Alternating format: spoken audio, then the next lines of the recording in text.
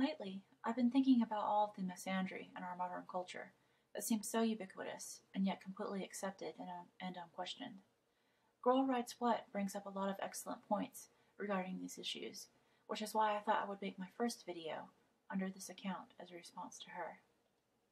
Anyway, there are two frequently used words that I feel essentially express misandry, a hatred of men, and I wanted to talk about both of them.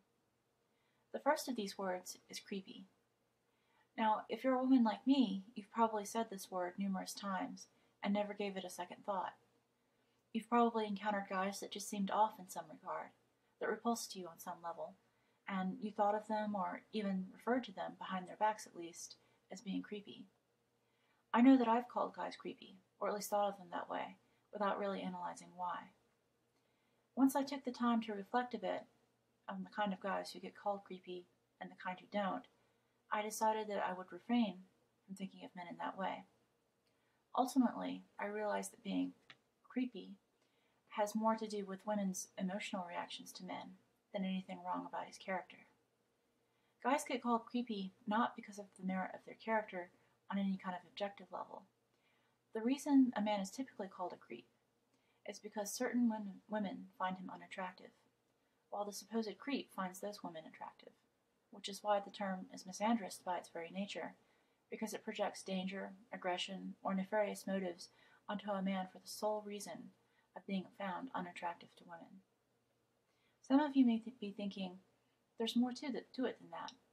Creepy guys say scary things, they act in weird ways, act in inappropriate ways. Sometimes certain inappropriate behavior does get labeled as creepy, but it usually has to do more with the guy who is saying those things than the words themselves.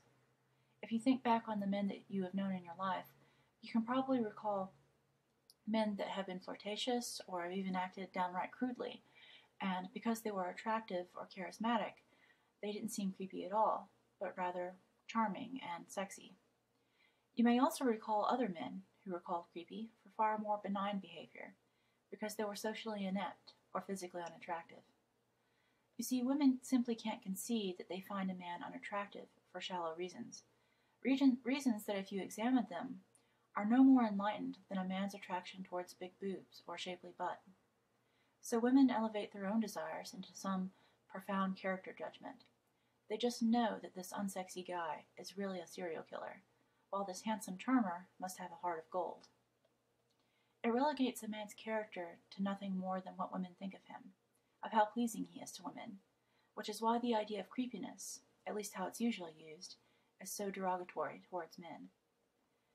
It also ties into all the fury that feminists express about men propositioning women, and the controversies over women dressing or acting provocatively. I mean, it's no secret to anyone with a bit of common sense that women have many things to gain by acting provocatively, by wearing sexy clothing, by flirting, by making sexual jokes, or by making themselves seem available.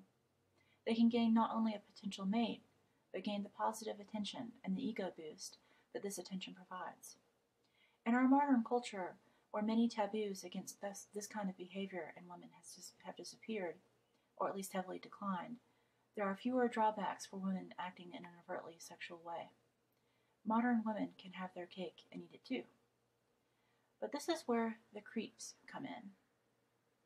There is one downside to flirtatiousness that has not been eliminated. The fact that a woman making a spectacle of herself in public does not just gain the attention of hot guys, but also of the men that she does not find attractive. When an unattractive man starts to express a romantic interest towards her, that is when he becomes creepy in her eyes. That is when she turns her own shallow desires into a judgment of a man's character, where she perceives an attraction toward her as creepy, and she interprets his expression of that attraction as hostility. That is why Rebecca Watson became so offended when she was asked to go on a coffee date. You see, Rebecca Watson gives lectures at skeptics' conferences. She has acted provocatively at conferences before this one. During one conference, there are pictures of her laughing with dollar bills stuffed down the front of her tank top.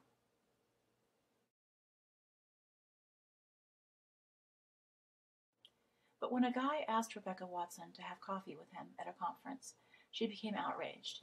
She announced, "It creeps me out. and makes me uncomfortable when men sexualize me. She went on to say that she felt threatened by his advances and warned other men that this is not how you should treat women. If you want to learn more about Rebecca Watson's hypocrisy, definitely check out Thunderfoot's video, which I'll link below. So, because this poor guy creeps her out, he obviously must be dangerous. He must have bad intentions. Why is he creepy? Well, because she finds him attractive. When a sexy guy flirts with her, it isn't sexual harassment. It's empowering. Go ahead and stuff some more dollar bills down her bra.